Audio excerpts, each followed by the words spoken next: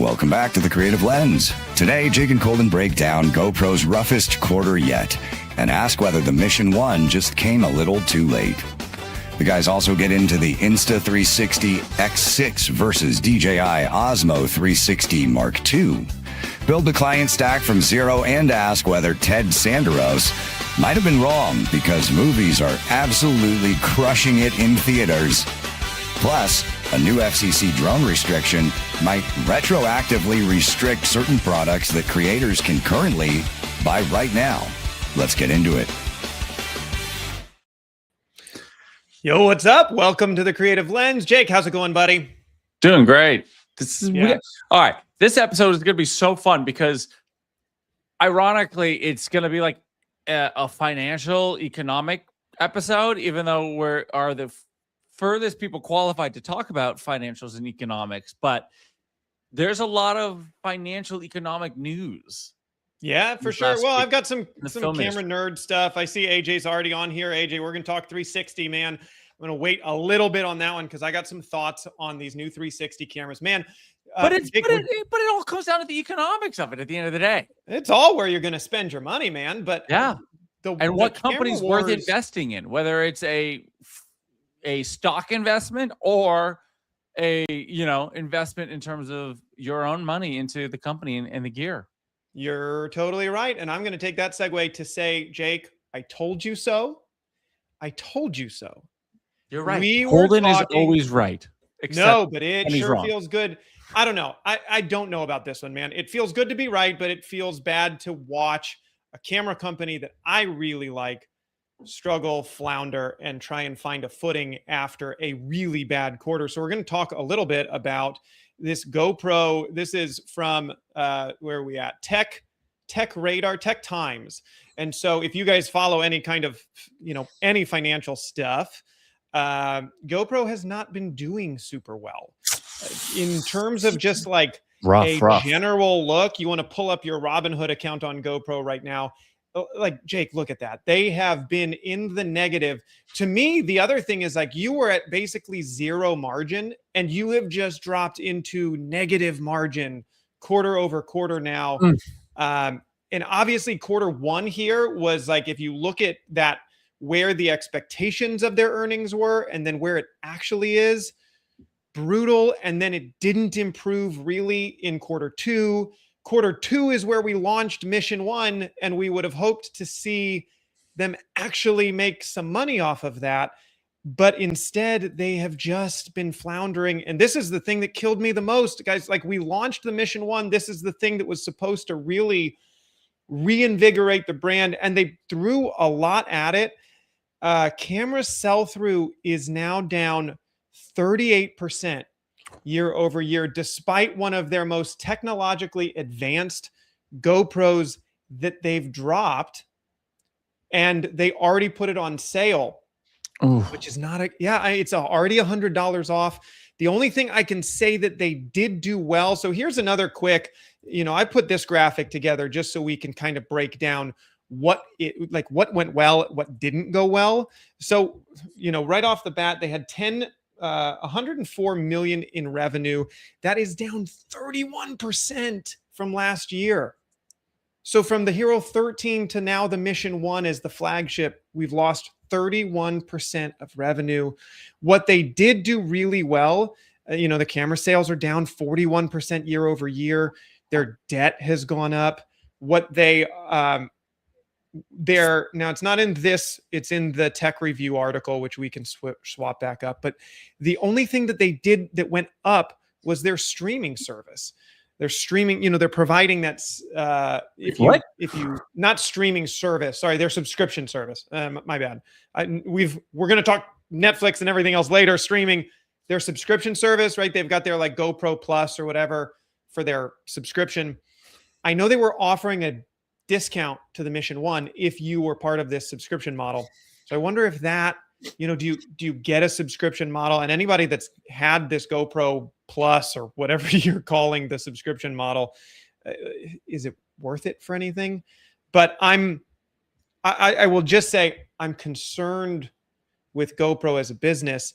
And the other thing that they have confirmed here is that, and I saw this on my Instagram, that they want to launch the ILS model in September.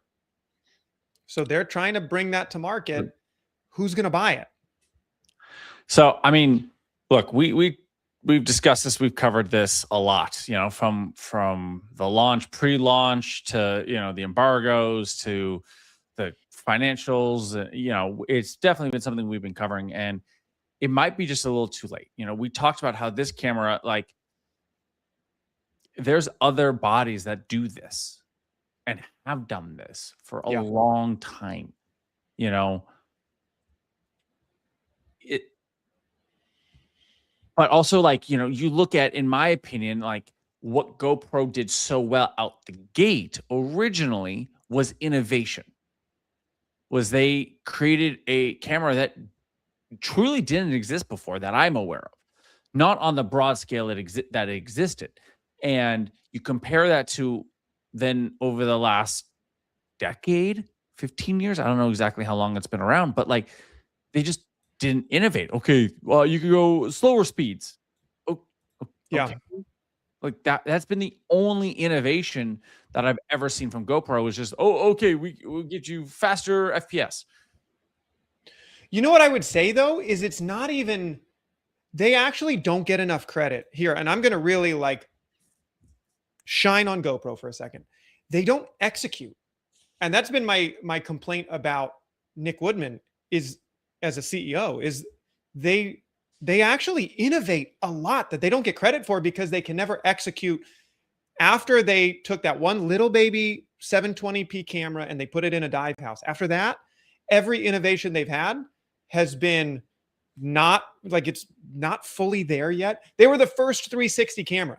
I was watching, because I was watching some Hugh Huff's review on the X6. We'll talk about the X6 in just a couple of minutes, but his review on the X6 shouted out GoPro and Google had this partnership with the very first kind of consumer level 360 camera, but you couldn't, and they developed even their GoPro 360 plugin for Premiere. It was like literally the only way that we could edit 360 footage in Premiere or DaVinci Resolve. It was a free plugin, but everything else around that ecosystem was so bad. And the lenses were offset, so you wouldn't even get a clean stitch line. Like they were trying to figure it out before they could figure it out. But again, that's like, they innovated it. They couldn't produce it. They were one of the first drone companies, that big Karma drone, right? And the Karma drone that built into the gimbal. Now we're talking about how cool these pocket gimbals are. They built a pocket gimbal for their GoPros that plugged into their drone, but it fell out of the sky. I know you got thoughts. No, I mean, again, I forget all of this until you mention it. Yeah. Like I go, oh yeah. But again, they were not able to execute on it. You beautifully said well enough that it stuck in the ethos of that's who we are.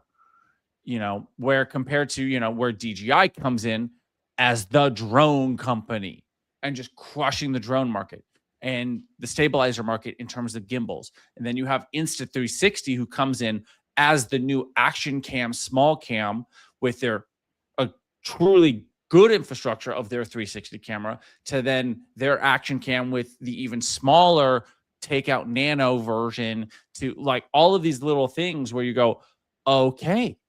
And it's a very good point where GoPro has just failed.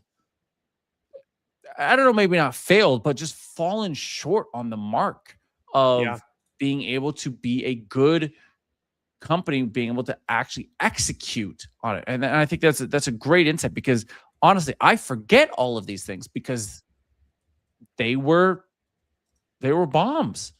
Yeah. You know, as we talked about in the past, I have the, you know, the OG 360 camera or whatever, 360 Max or whatever it's called from GoPro. I used it once or twice and was like, it wasn't execute. And that was my biggest thing. And where I feel like the struggle has been is like, yes, have they carved out a micro niche of the action camera market? They've iterated since Hero 1, their Hero line. I mean, I'm honestly sad that they killed off the Hero line. I don't know if it's coming back. I don't know if there's any plans to have a Hero 14. What it looks like they did was basically make a Hero 14, but call it the Mission 1 instead and charge $100 more than they usually release it for. But I know, because it looked like the Hero. I'm like, oh, okay. It's a Hero. Rebrand? Yeah. Are we just rebranding now and trying to not go into, you know, iPhone worlds of iPhone 73? But they missed all of those other verticals that could have kept the lights on, could have kept the company successful, and they just got their lunch eaten by everybody else. And that part kills me, is because they really have innovated on, I mean, they have been the provider of all the IP that Insta360 and DJI and you name 10 other companies knock off. They were the fathers. Just rip off. Yeah. And they were the ones that started it, and it's just hard to see them struggle to find their place so much. This is interesting. This is the other thing that this is their solution. So one, I'll be interested to see if they ever actually bring this, given how much they have been struggling in Q2 and their cash on hand. That's another thing that we could have talked about in that slide, is that their cash on hand has depreciated. So I'll save you guys all the details. If you want that whole spreadsheet, let me know. I'll send it to you. But they went from $40 million of cash down to $27 million in 1 quarter. Ooh. So they are burning cash to get these things over the finish line. After this $20 million investment. Right. Right. Well, that's a loan. We're talking cash in the bank that they can use. But what I would say to what you just said is, that's after they took all those pre-orders. That's after the biggest hype push that they've had for a camera. I mean, this is the first new camera. Yeah. We'll say new because we think it is very much another Hero 14, but totally new branding, totally new way of marketing this. All the, pre-orders that went out before the camera was even ready to go. This is the other thing, and we'll see. Here's another fear I have with GoPro. They don't execute their software as well as they've executed their hardware. The GoPro app has always been a little cumbersome to try and get stuff off of, edit in. So this is going to be their solution. Remember, I said the problem with the ILS, no contact points, only fully manual lenses. Obviously, you won't get autofocus, but you also don't get any kind of aperture control. All those focus by wire, any of those lenses that are in the Micro Four Thirds system, they're out. You only get the fully manual control. So they've got this app that's going to come out that they're teasing focus peaking, because how else are you going to use this camera without focus peaking? I did a whole lens review with my ZR, which has a 4-inch screen and it's a really good camera. I even struggled with focus peaking on that 4-inch 1000 nit brightness screen. That is going to be the question mark here, is can you execute an app that allows you to use, here's more than 300. And I'm interested. I haven't fully dug into this article. You got a lot of lenses in the Micro Four Thirds ecosystem, but again, it takes out all of those that need aperture control. Even if they're manual focus, if you need electronic communication for aperture control, you do not get to use it on this lens. So we'll see. I don't know, man. Yeah, it'll be very interesting to see over the next 12, 24 months what happens to GoPro. I mean, obviously we do this every week, so I feel like I have more of a pulse over this now more than ever, but it's going to be very interesting in the next year. Well, I mean, not only that, like with GoPro as a company, with these embargoes, with the literal embargoes happening on DJI, with, all of we'll talk more about that in a minute. AJ said he's got drone thoughts. We're going to get into the drone thoughts because there's some real interesting stuff that's going on there.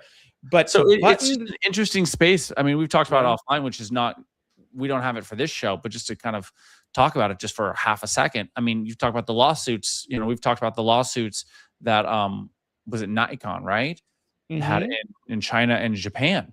And just, how did we not put that in this show? More to talk about, but that's okay. We can just tease it for a second, but it's very interesting, this changing landscape. I mean, which is kind of the ethos of today's episode. It's just the changing landscape of cinema and cameras and what is happening, where are we going with things. And it's a just a very interesting thing to especially do this show every week with you, Colden, where we're seeing it kind of unfold and in front of our eyes and try to predict it at the same time of like, oh, is this, where are we going? Where is this leading? What's happening?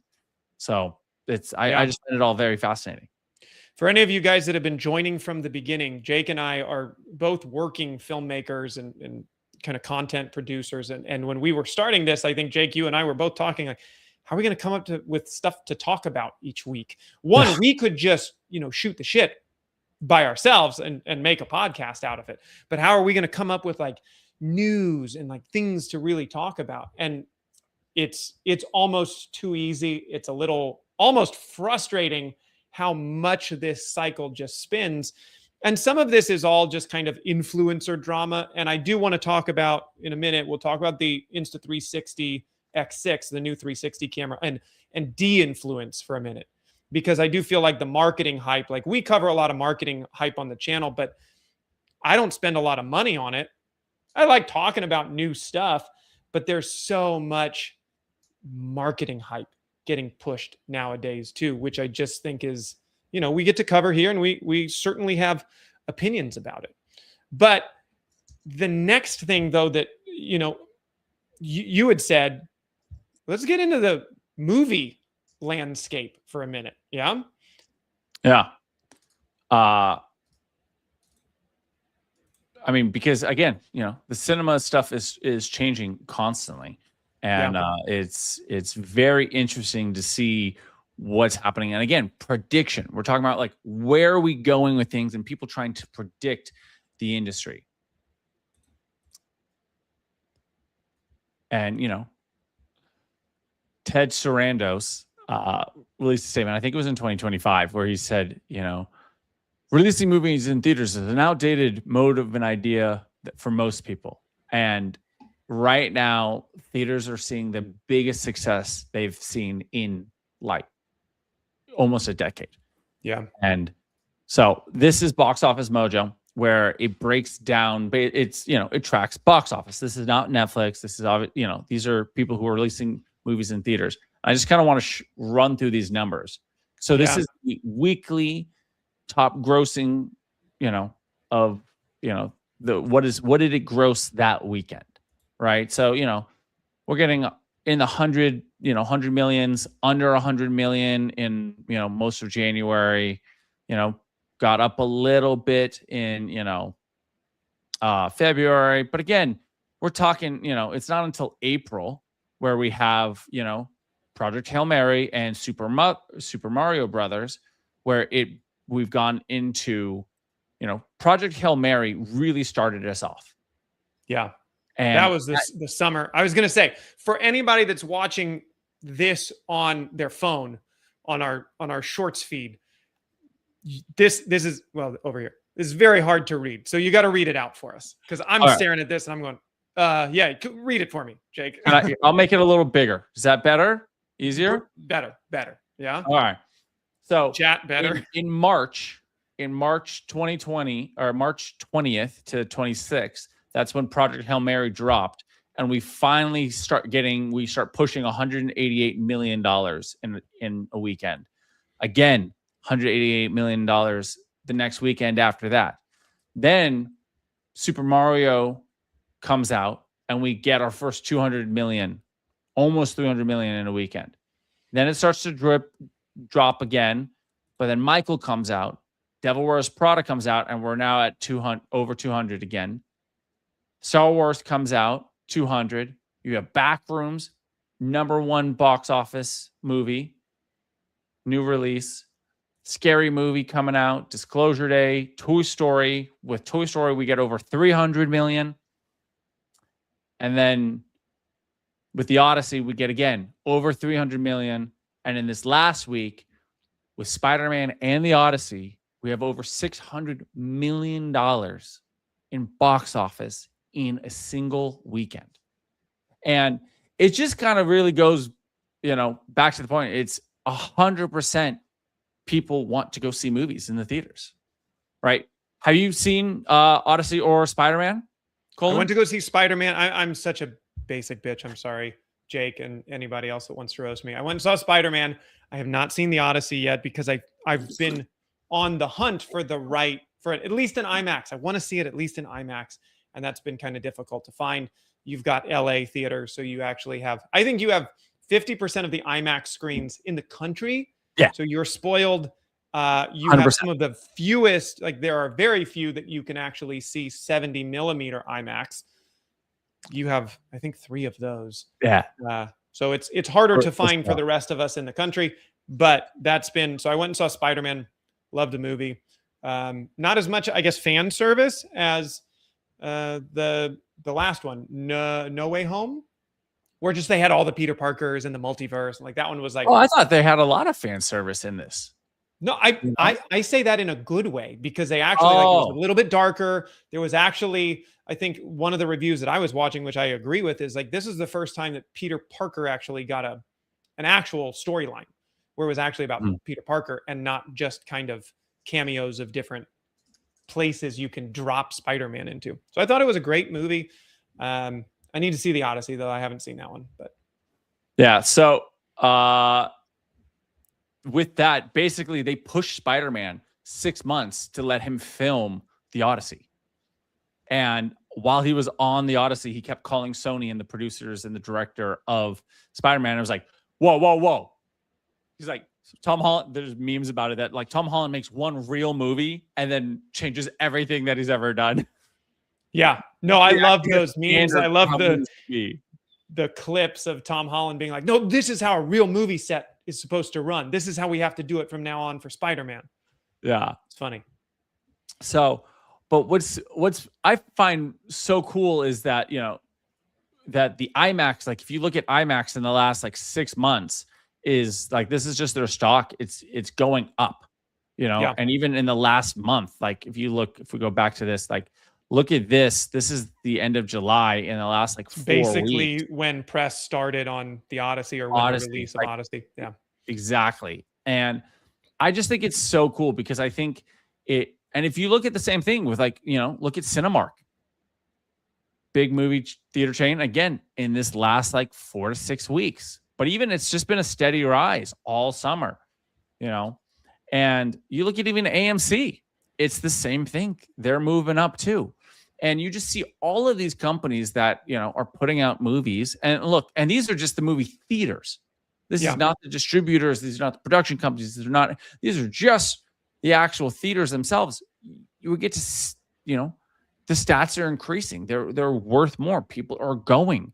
And as somebody who loves the art of movies and is a traditionalist in that sense, I don't know, whatever you want to call that, but like there is something just very special about seeing a movie in a traditional movie theater and to be able to actually enjoy that. Like I watched, for example, The Invite.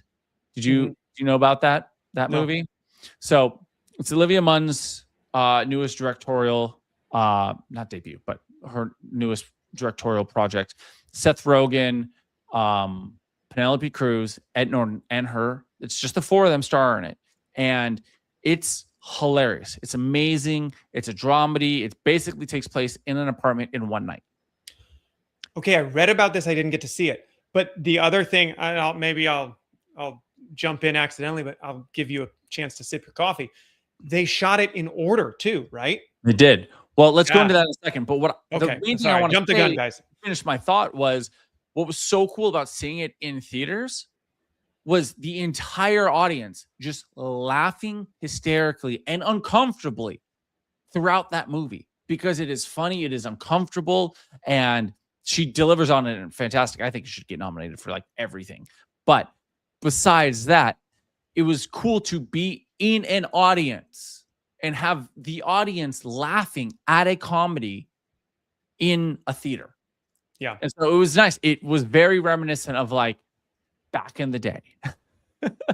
And it wasn't a big superhero movie of like, it wasn't Endgame and having everyone come alive and going, ah! But it had that same sensation. We were all here enjoying this together the same way you would be at a concert enjoying it. And so, but yeah, we can be nerdy now for a second. They shot the whole thing chronologically, which was and that doesn't happen like that. No. Very rarely do you shoot anything in an order that is chronological through the script. But it's essentially a stage play.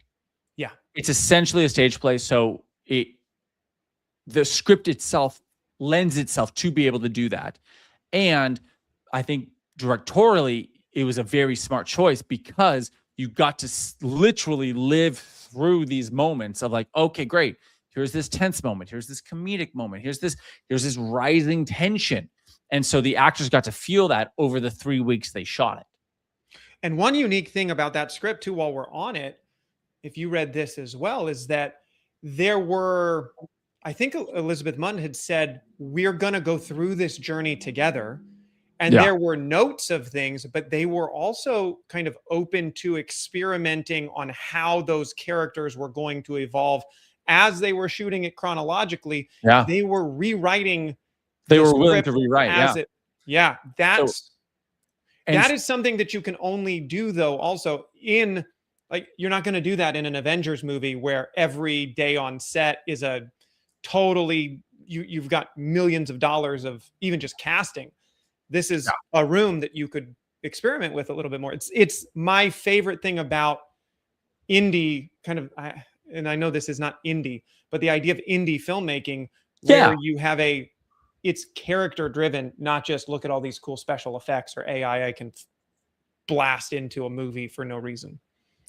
Yeah. And, fun fact for those who have seen it, or when you do go see it, the big monologue by Ed Norton at the end was supposedly fully improvised, that the actors didn't know it. And their emotional reactions were the true emotional reactions built up over those multiple days of shooting, being with these characters, being in response to each other. And Ed Norton came in and just brought that in. And so I highly recommend it. Highly Very cool. It's on my, now I've got another one on my list, but you know what? We'll help those AMC numbers go up even more. It is on streaming now, to my knowledge. Oh, okay. It is now. I think because it's a smaller movie. It is not. Didn't have as much of a run. Yeah. It's not the Odyssey. It's not Spider-Man. It's, To your point though, I mean, I've enjoyed it. There is a community feeling about going to a movie that you don't get as much as, Ted will say America only wants to stream in their pajamas in their living room. I think there is a communal factor to going to movies. So kind of cool story on this. And this is, a little bit of us, shooting the shit now, but I happened to when we went and saw another movie, my wife and I, a couple of weeks ago, as we're walking into the movie theater, we see her best friend and husband walking out of the theater. And then we saw Spider-Man last week and we sit down and then we kind of get something's happening to our left. And I don't know why the screen is thumbsing up, and we turn and look to our left. There's some of our closest friends are also watching Spider-Man at the same theater, the same time, out of all of LA, how often does that happen? Yeah. And so it's just kind of a cool thing. It's it is very much that community. It's our friends are going to see movies, we're happening to running into each other at the same time. It's just kind of a cool group thing that's happening.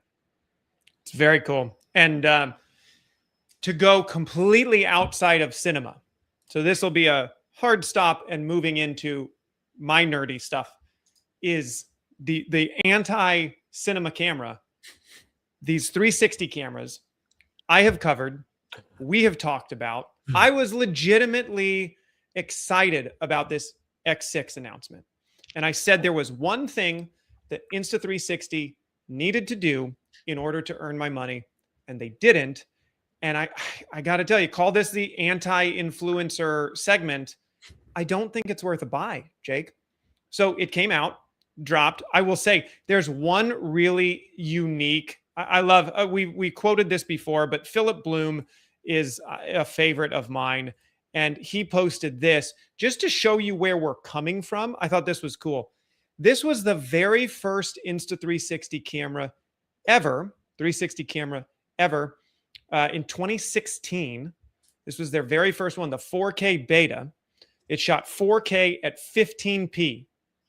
And this is the new X6 that just came out a couple of days ago that shoots 8K at 50 frames a second. So it's cool to see in 10 years how far we've come.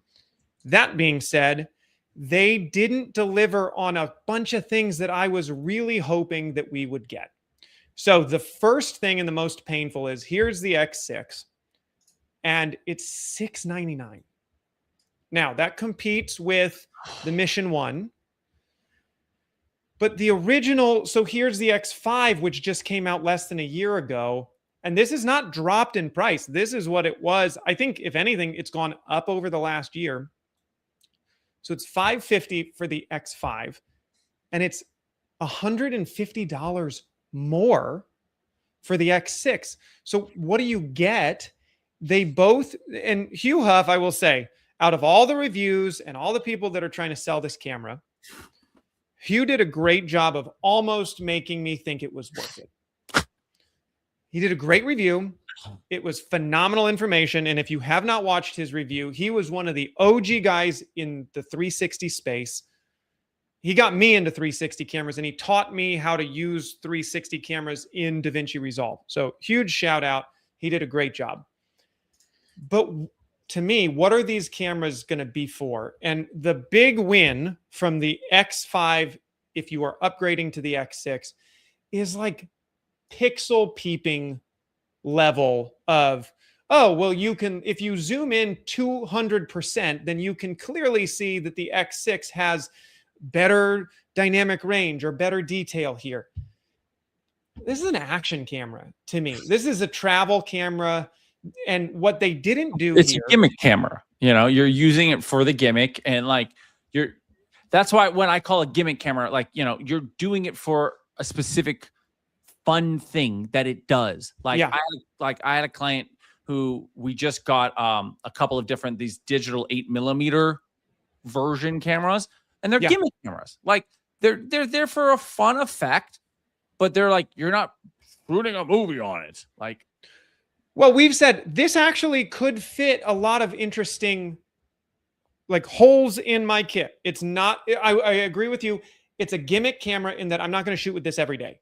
But if it fits a need in my kit, then it's a great camera. The problem to me is I can't justify an extra $150. And by the way, the DJI Osmo 360 that came out 8 months ago is like $400 on Amazon right now. So you're talking about, I could buy 2 of them before I bought this X6. And where it improved, the X5 had removable lens covers. So if you break a lens, you can replace it. The Osmo doesn't. So if you buy, but again, I can buy 2 Osmo 360s for the price of this one camera. They upped the frame rates from 8K 30 to 8K 50. They didn't even give us 8K 60, which would be like, and I thought, okay, these rumors are PAL numbers. They'll at least be able to get us to 8K 60, which is more of an NTSC frame rate. No, 8K 50. So I'm paying $150 for 20 frames a second more. Now the sensor from the 5 to the 6 went up. It went from a 1.1 over 1.2 to 1 over 1.1, which is, go watch Hugh's review. I don't have the camera. It's slightly better when you zoom it in, but it's still an 8K sensor, which means you're still reframing to 2.7K. The X5, the X6, the Osmo has this sensor. It has the 1 over 1.1 inch sensor for $300 less. So you guys can tell me where I'm wrong and what I'm missing, but honestly, I don't think it's worth the buy. The other thing that they did in this one, which the X5 didn't do, you've got a new battery, which is great, except you got to buy all new batteries. You've got 47 gigs of internal storage here, which the other one didn't do. I don't know what you think, Jake. I don't know what you guys in the comments think, but 47 gigs of storage, some of the Reddit channels that I was reading said, oh, well, now with chips, AI. So with AI and all the chips and all the storage being sucked up, everything's more expensive now. Okay, that's fair. There was a comment on my YouTube video when I was talking about the rumors of this X6 camera. If it doesn't have internal storage, that's a deal breaker for me. I don't understand that, because put a 512 gigabyte SD card in there and then never take it out. What's the difference? I just don't understand that concept, because to me, 47 gigs is like 12 minutes. Yeah, 47 gigs is not that much. It's certainly not $150. Even in today, right now, you can go for $150. You can buy a 256 gigabyte V30 SD card and be done with it. And that's, 5x what they gave us internally. The DJI, and then DJI also announced. So again, here's the complaint. DJI, in fairness to DJI, they announced the Osmo 360. They said they were going to announce it the day after the Insta360 dropped, and they did. They actually announced this one, compared to how bad the Pocket 4P drop was, right? It's on their website right now. Now, the problem with this is you have to set your location to mainland China to be able to get it, but you can. And here's where like everything in. So here they're comparing right now the Osmo 362 versus the one. You actually, so the Osmo 360 Mark II, you actually get 60 frames a second, which is, again, 10 frames a second slower than the X6. Not that big of a deal. 120 megapixel, supports HDR. That's similar. I believe the X6 is 100 megapixels. So, slightly less there. You've got the same, their AI super night mode, which is fine. 14.5 stops of dynamic range. Jake, I feel like dynamic range this year, tell me I'm right or tell me I'm wrong. I don't care. Dynamic range as a marketing tool to like these cameras is protein to anything at a grocery store right now. That is the best comparison I've ever heard. You walk through a grocery store and shit that should never have protein in it. We walked through Costco last weekend. It was like gluten 2 years ago, where it's like this is gluten free. It's like, yeah, great. Of course, steak is gluten free. Yeah, like, I don't need my salad mix. Your steak or your chicken is gluten free. Like, what is going on here? Yeah, or like lettuce, gluten free. Great. Yeah, exactly. Right. Here's your so they went from that has protein. They went from that to protein. Now you can get protein sodas and protein this and protein that. And I feel like we are shifting into this world where they have and I feel like everybody. It was megapixels. Realize right. I think a couple years ago it was like 32 megapixels, 42 megapixels, 72 megapixels, 172 megapixels. Yeah. Yeah, and AJ points out here too, just while we're like comparing all of these things, that the big jump from the 5 to the 6 will be 10-bit, which is fair. But if you just get the Osmo that is still on sale here in the US, you get 10-bit and you get the 1/1.1, and it's $400. So it's literally half. So I agree, it's a hard pass on that way. But I do feel like the same way it was gluten-free and then it was protein, and then it was megapixels for us, it's dynamic range now. So my, the anti-influencer brain in my head goes, if you see blah, blah, blah, blah, blah, dynamic range, it's marketing more than anything. What are you actually going to shoot with it? And why does it matter? But you have the same basically 14 and a half stops in the X6 and the DJI, you have to test it. And they give you twice as much storage here. But again, if you want the original Osmo, you still get twice as much storage as the X6 is going to give you. And then you're going to have to do some conversions. Oh, there was a price up here. I thought it might not be. Oh yeah, here. So Chinese yen, 3,299 Chinese yen, which broke down to like $450. You can do the conversion yourself. But that feels like a reasonable price. My frustration on all of this is, and you guys tell me what you think, because, and here's my biggest fear when you start banning products that don't need to be banned. Insta360 feels like they do not need to compete with anybody right now. They've kicked GoPro like while they were down. GoPro's not doing these. And DJI can't sell their camera here, which allows them to mark up this camera. Okay, you can say AI 55 times and you can be as mad as you want that data centers are hogging all the SSDs. I'm with you. There's no reason why DJI can sell a camera for $450 and Insta360 turns around and sells it for $700 that are comparable cameras outside of just greed.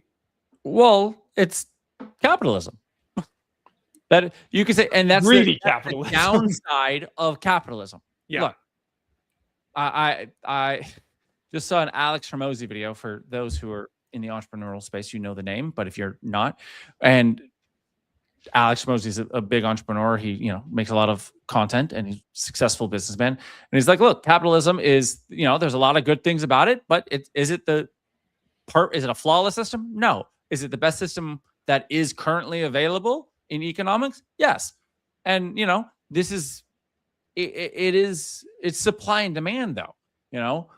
Are there people who, and look, it'll go down. If it doesn't sell, the price will go down. As we talked about with GoPro, the price is going down because it's not selling. It is not valuable enough for the market, but because there is a demand for 360 cameras, DJI cannot fulfill it. You cannot have competition. So thus Insta360 is getting it. Now, I find it hilarious that, the whole economics of the tariffs where Insta360 is a Chinese company. They're not getting hit with the hard, press bans that, DJI is. Now, I have literally less than zero information about why DJI is getting banned and all that. All I know is that they're a Chinese company and something with, Chinese spies and whatnot. But again, who knows if that's actually even true? Right. Because, who knows what the actual truth is. But, look, it is what it is. And, at the end of the day, it comes down to us deciding it, as it always has been, whether we want to spend our money in that or not. That's how companies will,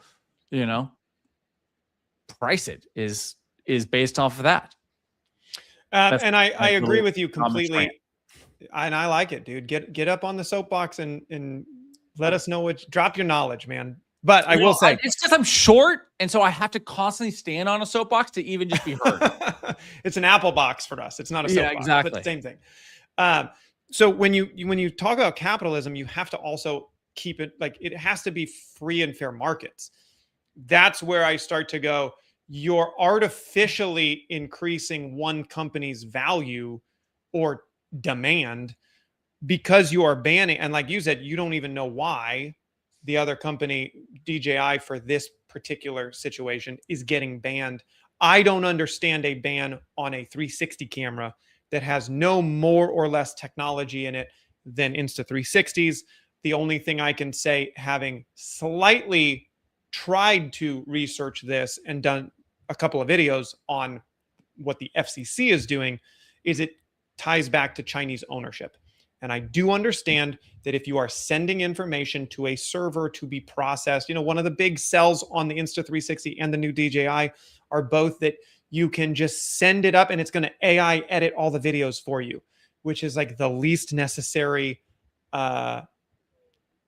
tool that I need in an editing suite. Like, please keep all of the AI stuff out of your app, but that's a big sell for both. But for the consumer side, though, again, and that's constantly the thing that we have to check ourselves on this podcast, is that we're professionals, like in all senses of the word. We're using these gear at the top level for ourselves, for clients, and getting paid good money to do it, and have been doing it for over a decade, each of us. You're talking about somebody, It could be Joe from Georgia or, you know, Sue from San Francisco, who's like, oh, that would be fun. Because that's a large portion of this audience that buys these cameras.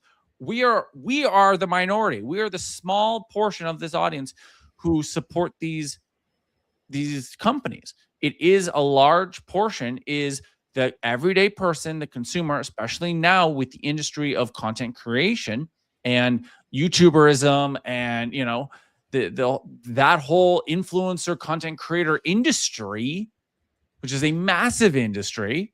You know, billions of videos are being uploaded to YouTube every day or something like that. Yeah. And those are the people buying these cameras. Where it's like, great, I'm going to buy the one camera. I can buy an Insta360 camera for $500, $600, $700 versus a Canon DSLR, a Sony mirrorless camera for $1,500. And then I have an app, which apps are scary. And I don't know how to edit. I don't know how to do any of this. AI edit my own app and it gets it pretty close, much better than ever I could think I could do. Whoa, amazing. I can put videos now online very easily. And again, getting off my soapbox, so I'll say it a little shorter. No, I agree. I think that audience is not this audience. Oh, well, hold on. Let me just don't make me use my director voice. Oh, you already did, man. Exactly. And AJ, I agree with you. I think DJI equals some politics. There's some issues in there. There's also some ownership question marks that is legitimate. So I don't even want to like sit here and pretend I know more than I should know, because I don't. I do think that there's some questions that need to be answered from DJI's side, but I also think they're not really getting a fair shake either. So take that how you wish to take it and go run with it. I will say only one more thing to the DJI the DJI X6. We're just mushing all of these cameras together. If you are going to buy, and Jake, you will get a giggle out of this, I'm sure. If you are going to buy the Insta360 X6, I think it's worth a pass. But if you are going to buy it, this to me, go get it from Costco. If you can. That's not sponsored. I laugh at it. Not sponsored, but because how much is it? $699. So it's the same price as just the camera. You get 2 batteries, the selfie stick. They're like interchangeable clip-on thing that they stole, like the ecosystem quick release that they stole from DJI, and an extra lens, all for the same price as what the actual camera solid bundle. So I do think, and that's how I bought my DJI Osmo Pocket 3 was from Costco, because they just give you so much more for it. Shout out to Costco, man. If you want that's to, my shout out. If you can, yeah, right. That'll be our first sponsor we take on the channel is Costco. Deal. I'll wear a Kirkland shirt for it for sure. Yeah, I'll be a shill for that. But yeah, if you can, I think this is the best way to go if you have access to it. Yeah, because you will get more for that. I just don't think that price tag for $699, and blame AI if you want, but I don't think that price tag is worth what you get for it. I can tell you from my personal use, it's a fun toy. Like Jake, you said, it's a gimmicky toy. It gets the same amount of use as my GoPros before I bought a 360 camera, and I'm not pixel peeping that stuff. What we said on a previous podcast is, if you can give me 12K, that gives me a 4K output. It has to be a good 4K output.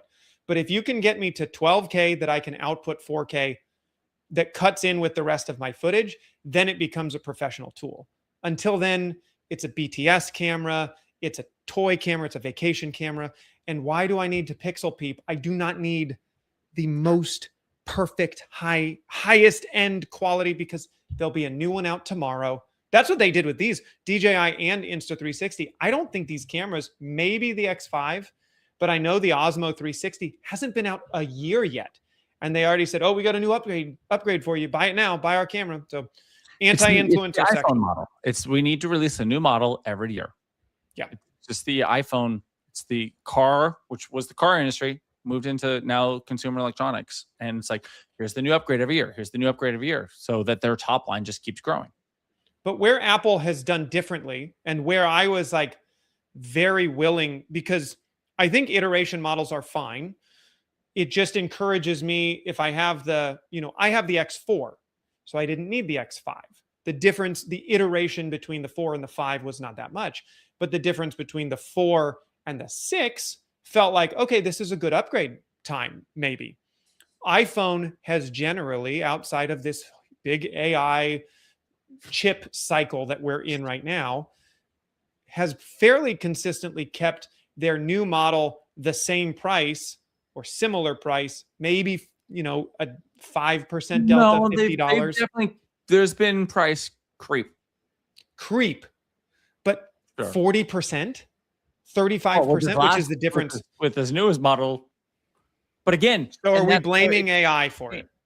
Blaming AI for it, blaming inflation for it, whatever it is. But it's definitely across the board, things are getting more expensive.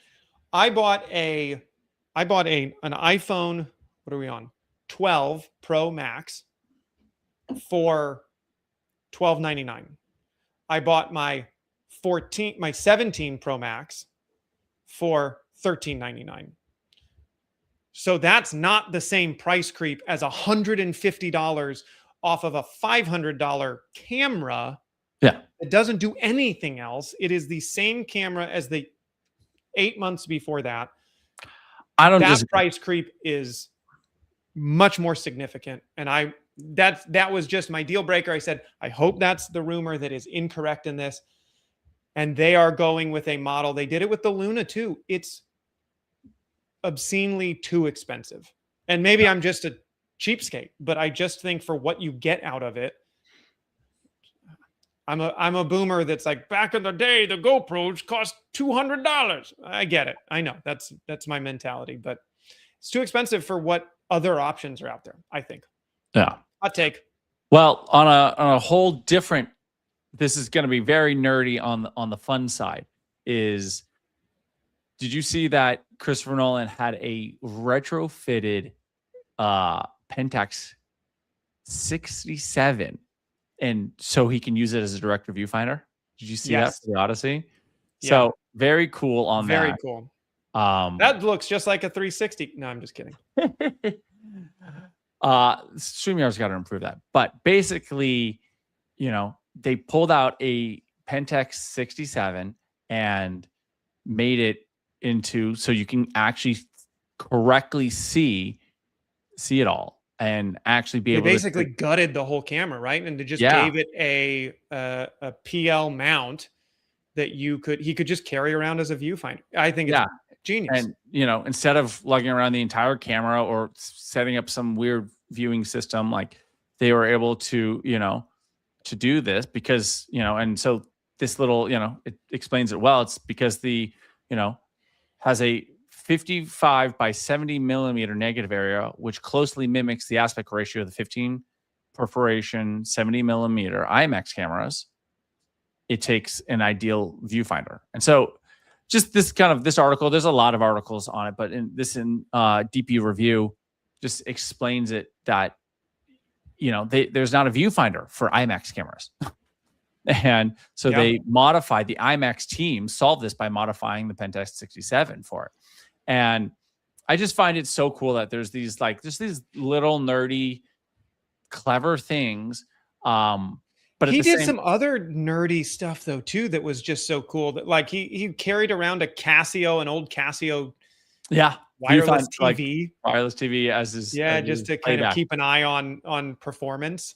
So he's like, it's such an interest. Yeah, it's that's his video village. I like the nerdy stuff. He doesn't do any video village. That's his entire video village. It's just all right. Hey, and you see videos of him and behind the scenes clips with him and Matt Damon. Just be like, okay, watch this. Here. So great, good. Let's run it again.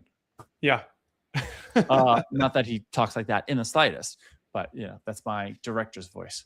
No, I love that. It's cool. Yeah, just kind of a fun little thing to be able to take that and I know it didn't happen, but in my universe that he actually had 65 millimeter, he had film in it and took also behind the scenes of these great medium format photos. I know he didn't do it, but in my universe, there's a collection of beautiful, medium format photographs from Christopher Nolan while he from behind the scenes and location scouts. I know it's not true, but in my universe, it is true. I love it. I'm catching up on some of these comments that we've got from our 360 segment. Okay. And yeah, like they're setting their prices. That's kind of what we were talking about, Matt. I agree. Like that was my complaint, is that the lack of competition has led Insta360 to get a little greedy. I had put out a video talking about how like the Insta360 win rate over this year has been impressive. And they're a company that I like supporting. They've fumbled the ball a couple of times. There was Insta360 Gate, where they were like telling influencers not to mention that they were sponsoring a video, or that it was, a trade or whatever. The Insta360 was sponsoring the video. That was sketchy for a little while. There were a lot of people that were swearing off the brand. So I'm not saying they're perfect, but there was definitely this summer, between the Luna launch and then the lawsuit that DJI sued Insta360 that ended up getting dropped. They've continued to win. And then the Luna launch, they've continued to win as they go. Yeah, but this one to me, they are definitely like a fumble. Yeah, but I think they're pushing, on all cylinders right now. I mean, in the scheme of things, I think they are the company right now in that action cam, small body cameras to compete with is, there's nobody competing with them. Like DJI, because of all the embargoes, DJI is in the US. There's nobody that's allowed to compete with them, which is, again, and it's put me on my Apple box. Fascinating. I'm going to move that to our saying, Jake, is instead of standing on your soapbox, you're going to stand on your Apple box. It's going to it's going to catch on. I swear. I love it. No, I love it. And it's just such a fascinating situation to be in. And because I feel like there's so many things behind the scenes with that are not actually reported on.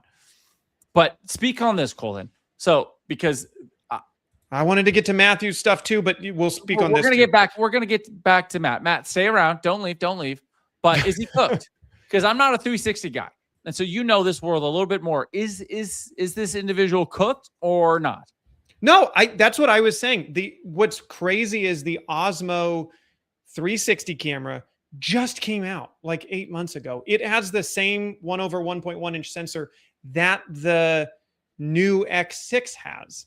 Now, the X6 has been clear that it's a Sony Bion's sensor. The Osmo, just as DJI rarely does, DJI did not tell us what sensor they're using. It's a great camera. I literally today, so if it makes you feel any better from like one guy on the internet, I went and looked up on Amazon today. I was like, maybe I'll just buy the Osmo 360. And then I kind of had to go, wait, I have the X4. I do not. This is gas syndrome, gear acquisition syndrome. Like, you don't need more stuff. I love, if you missed our last kind of episode about this, I love a 360 camera. I think if you are just getting into 360, you will find anything you grabbed a GoPro for, you will use your 360 camera more for. I freaking love the format of 360. What were you saying, Jake? No, I was saying it makes total sense. Like anything that you would use a GoPro for. The only thing I don't know is how slow does it go? How slow? So that's the breaking point. And I think that's the only, like, if you're going to use a GoPro for good slow motion or an action cam for good slow motion that you want, like in a action-y type situation, sportsy, whatever, but then okay, great. Have one of those cameras again for a couple $100 for extreme slow motion. So you don't need to, because most of these have a very high single lens mode. So if you don't want the full 360 stitch, now it's not the Mission 1. If you want 900 frames a second, I don't know why, but if you want that experience to get to see what because I 3-minute tell you slow this motion offline, but yeah. For the job that we were talking about coming up in a month or so, I was gonna maybe rent or buy a couple of the Mission 1s because if you need we're it, shooting golf and sure, get the close up of the ball at 960 that we can trigger it. Okay, great, boom. But yes, if if you need it, very specific use case. But I do like that. So if you need slow motion, I'm again, random thought on the internet, but 120 frames a second in clean, not super bayered and gross looking, 120 frames a second is 99.9% of the time great, especially if you're going out to social media, because you have to cut that stuff down. Anything over 120 frames a second, nobody's sticking around for that anyway. You've lost your hook time. Like, you need to get in and get out, and it needs to be a small amount of your edit, whatever you're doing. So those 360 cameras, the DJI Osmo, the X5, the new X6 has single lens mode up to 120 frames a second. So even if you're doing that, the only problem is now you've basically dumbed down your 360 camera to just be a GoPro. But if you're okay with that, then you have both cameras in one setup, one piece of accessory stuff to get. So I think that's the easier way to do it.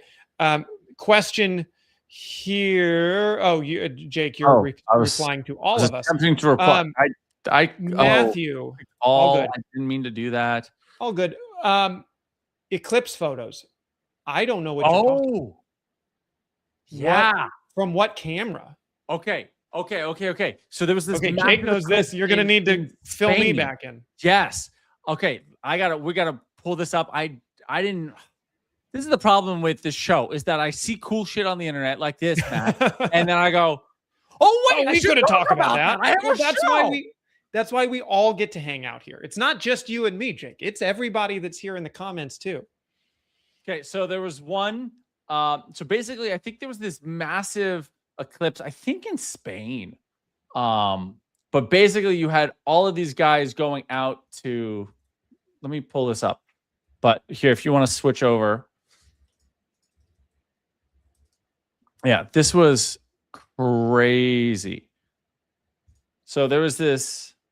Yo, that's insane. Yeah, Spanish Olympian, Danny Leon. So this is just one of the cool shit that just happened. So this incredible skateboard jump with his August 12th total That's solar what Matthew eclipse. was talking about. What? That's what Matthew was talking about. He said the skateboarding one was insane. I was trying to pull it up. So this is it. Ready? Yeah. Let's see if I make this bigger. Does it make it a little better? Yeah. Yeah. I can see it. But just wait. So like that's the iPhone all the way zoomed in, right? Look at this. Dude. Gorgeous. Yeah. Like, are you kidding me? But now what is that? Like, what are we shooting on? If that was because that's not one of these action cameras. That was that big. No, this is like Sony a Sony. Yeah. Like, so if we go slow, I'm just going to have to we're going to have to catch it and see? Yeah. It's like a half a second.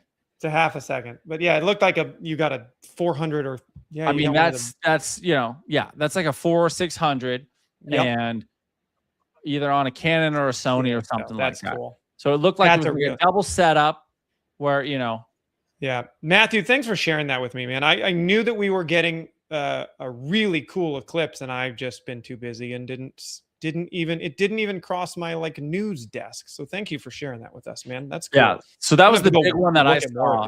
But I'm sure that there was let me just see if I can find anything more. The other thing we can touch on while you dig for that, because Matthew, you and I share very similar feeds, I believe. Mute that because I don't need that. This was same. I saw this come by my feed as well. So extra. Here's my thing that just, again, it just kind of drives me nuts. I get it. It's their company. But they're now they've just announced, they're basically just going to sell these cameras globally now. There's a global announcement, which just means we're going to try and get all these cameras off of our hands because we're not going to sell them in the United States. That's what I'm reading it as. They're not going to be able to because they have pushed off their conversation with the FCC this far.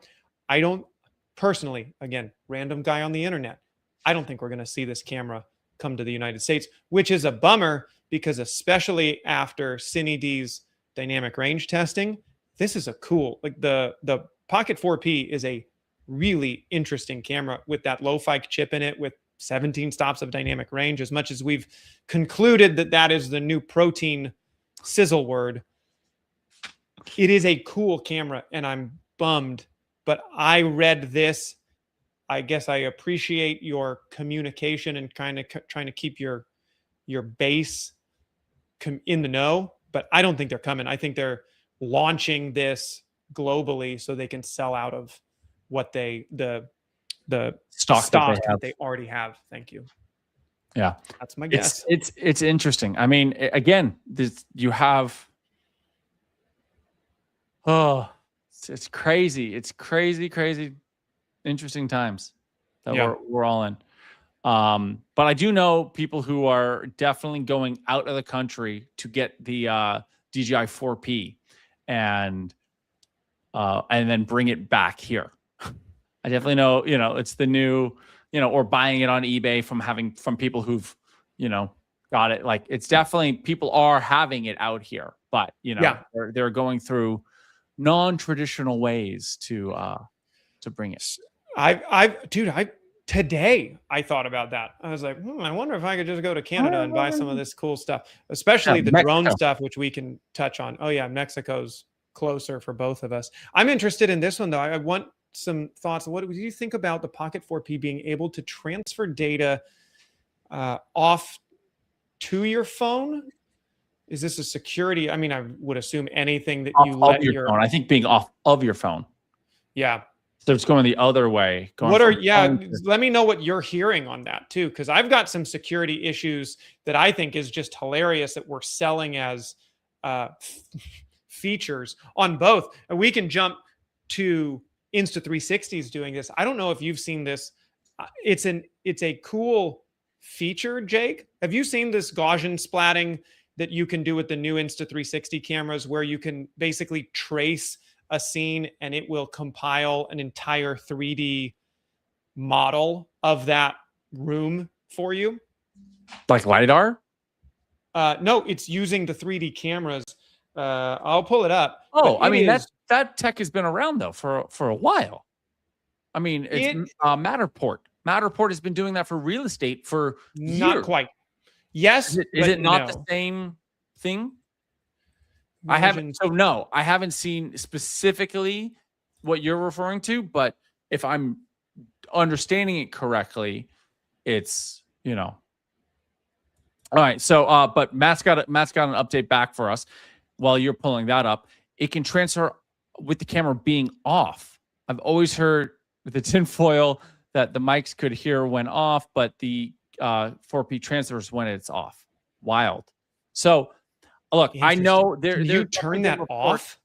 There's definitely been reports of, I don't know specifically about the 4P, but there have definitely been reports with the Meta glasses, about being stuff, covering your camera, with even the green light doesn't turn on, but it still transfers, seeing, Tesla with driving cars, like they have a camera inside to make sure that you're actually driving, and that Waymo supposedly has a bunch of, people watching these cameras to make sure the cars are actually being driven, but by simulator, people in India.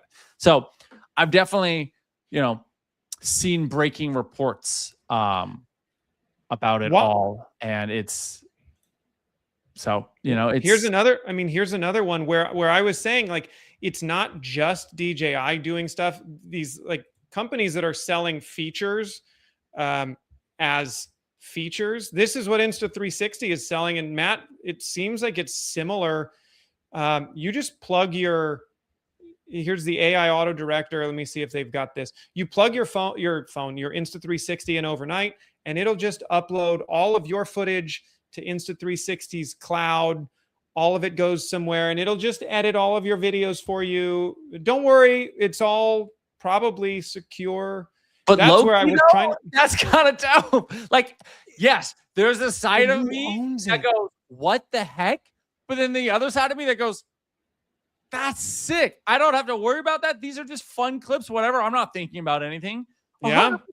Like there's the 100% dual sides of me that's like, I don't want to spend the time editing that footage because this is a gimmick camera. This is not me like, this is my art. This is just fun vacation stuff. Let me put, the same way an iPhone goes like, here's your little memories video and puts the little slideshow together. Like, yeah, same thing. Like, oh, I can throw a little I can get all this vacation footage and it'll just auto edit a cool little video for me. 100% I'm down.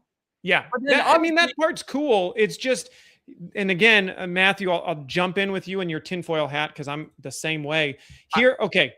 Do we remember the same thing that happened with Pokemon Go? Thank you. That's what I was just about to pull up. On Pokemon side. Like, okay. Tell me this doesn't give you, since we are all in it together here, does this not give you Pokemon Go vibes here? This is Insta360 just launched this as a new feature coming to not just the X6, all of their cameras. Again, Jake, to your like, it's just a fun camera. It's cool. But here's what this is. You can see it's similar to Matterport, but you just take your camera steroids and you walk around a room and it will build this entire. So Matterport exists with individual 360 photos that you can kind of walk through from one to the other. This will create entire 3D mapped spaces. 100%. This is going to completely train AI models. Are you kidding me? This is 100% training AI models. This is Google Maps on steroids. Yeah. That's where I was literally like, very cool. It's very cool way to trick us into uploading every cool location. It's the Pokemon Go model where it's brilliant. We have to just take a step back and like look at just from a company standpoint. We can discuss the other points in a second, but from a company standpoint, it's freaking brilliant. This is going to massively make them so much money as a company. It is the most brilliant move I have seen in a long time. Yeah. And I'm very jealous as a entrepreneur. I'm not an engineer, but work with them. No, I was trying to pull. You were too fast, Matthew. I was pulling this comment up because I was thinking. So here's my only concern on this stuff is if you work in anything sensitive, and maybe your 100%. work isn't. I think there are very cool reasons to want to use this feature, but who owns But Apple does this with LiDAR. Apple has a whole LiDAR thing that is in a similar way. But Apple's very clear about what you own versus what gets processed by their servers. And maybe I'm naively trusting that when Apple says we care about your privacy and No, they don't. They've been tracking our faces and fingerprints from day one. Come on. But this is another company that you have no idea once you hit upload this video where that's going and where that you're not owning that footage anymore. Same thing was with Meta. Did you? So I mean, 100%, 100%. But you don't own any footage anywhere. Like in my opinion, I just assume that you post something online, it's gone. Like you don't own it. Like anyone's gonna use, especially now in our modern day and era. Like how many times are we repurposing other people's footage? Other people's it's fair use comment. Like come on. The amount of people, let me just do a reacts channel. You don't own any of that. Like, yeah, but you're making money off of it. Like, it is, in my opinion, like that. I don't know. That's my look. And I come from a traditionalist family. Like, I come from a family of artists who literally have like made their income based off royalties. And the concept of royalties is losing its space. In our modern era, like I had a client who was like, oh yeah, what about what was it? Like actors, like we were looking at casting an actress and like usage rights. And I'm like, oh my God, I haven't had a company ask me about usage rights in a long time. Like the concept of usage rights and royalties and like it is starting to like, sorry, again, I'm on my Apple box. Well, the only thing I would say is you're splitting off an entertainment niche, or because I agree, if you post something online, there's lots of, I mean, I've worked for construction companies that this goes internal only. This is not, the building's not done yet. The codes aren't done yet. This is for internal use only.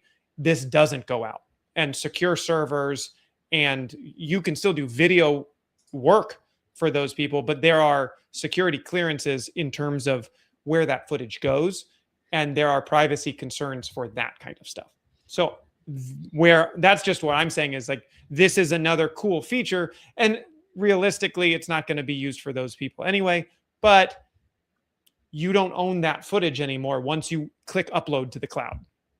Yeah, but again, it's in a similar way. Like I see it in a similar way to the Meta controversy that was earlier this year. I don't know if you tracked with it or if you knew about this, but there was a whole thing with the Meta Ray-Bans being this privacy scandal that basically that there was entire centers in India. I just pulled up this article randomly, so I haven't actually scanned about it, but about 7 million pairs of Ray-Bans have been sold in 2025. And, you know, basically, there was an article. I mean, I'll jump on that with you. There was an article yesterday that they're getting sued in Germany for the same exact thing.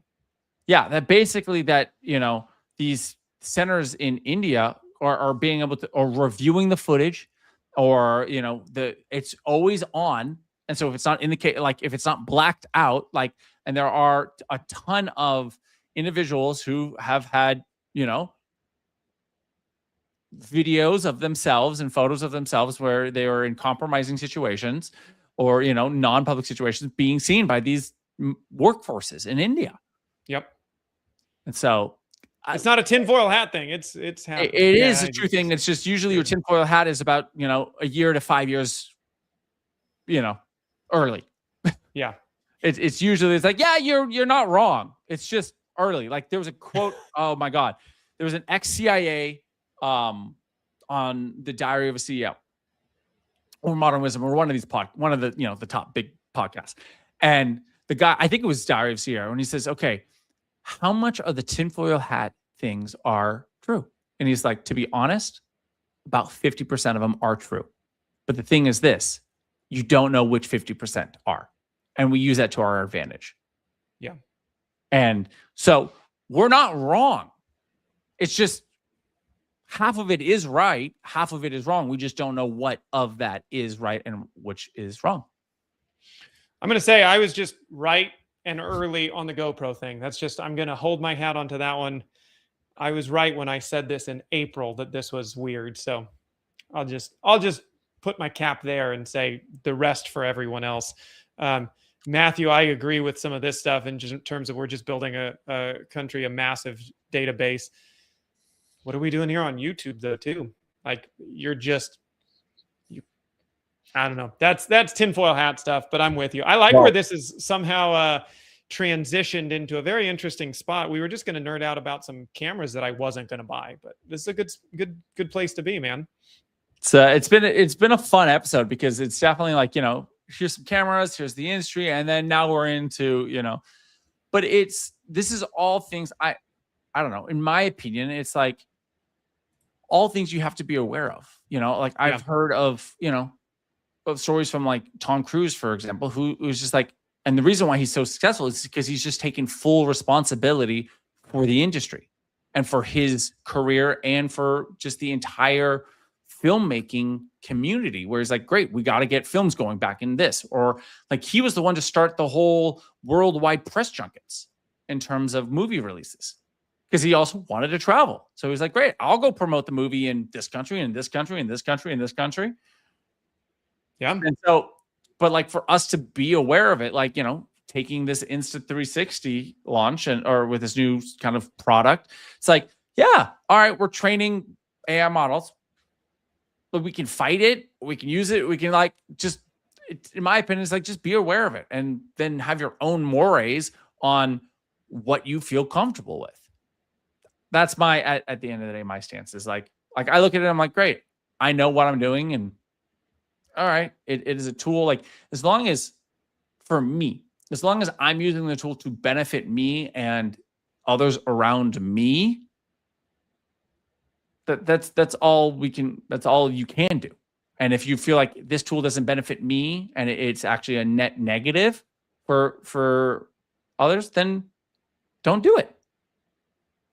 It's fair. It's good advice. I'm going to bite my tongue slightly, and I'll save my AI rant that I had angrily written down in a notebook to bring up at the start of this show, and I'll see how I feel next Thursday to see if I bring the AI rant up. Then well, I will one tease other breaking news though, which we'll save for next week. Oh, okay, wait, what's the break? Oh, we're just teasing that there is some breaking news. Well, no, I can. I mean, I saw it on my feed, and again, I dropped the ball. I dropped the ball on this, Colden, because I'm not on social much these days, and so I was on it yesterday, and I saw it, and then I deleted Instagram again, which made me forget about it all. Yep. But Ari has a cell phone camera out, which we're going to cover 100%. We're going to cover next week, and a lot about 100%. it. And I want, because my head, anybody, Matthew, I know you're still here. If your head, when you saw this collab, went to any other cell phone, leave that in the chat, in the comments, because I will compare it, at least in my thoughts, to the other cinema camera phone launch that was nowhere. Yeah, so we'll talk about. It's going to be a big segment next week.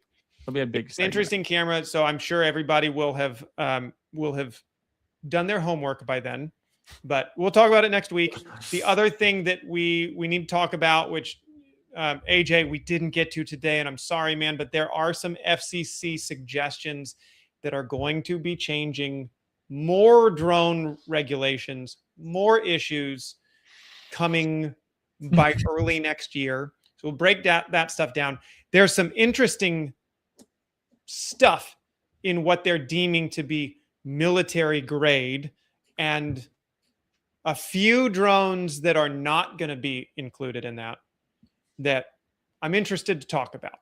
So we'll hit that next week, because it is an interesting topic to talk about, what is potentially going away and what is potentially staying, and where the next future of some of this drone technology might go if the FCC gets to keep its way into the future. We don't know that yet. So, oh man, there you go. Good stuff. Cool. Some fun stuff next week. And then, guys, thank you. There might be more GoPro drama and more DJI drama and Insta360 drama. There always will be. Everybody that was here, though, thank you for hanging out. If there's anything that we missed, I mean, you guys brought cool stuff to us that I hadn't even caught that skateboarder in the Eclipse yet. So Matthew, thank you for pointing that out. If there's stuff that we missed that we should be covering, you can add to our show notes for next week. Just drop stuff in the comments, and we will go back and cover it for next week's show, probably, unless we just ramble for too long, because we're known to do that also. But it's always fun. It's fun. It's always fun. Love hanging out with you guys. Yes. Yes, sir. All right, guys. Until next week, I'm Colden. I'm Jake. This has been The Creative Lens. See you guys next week.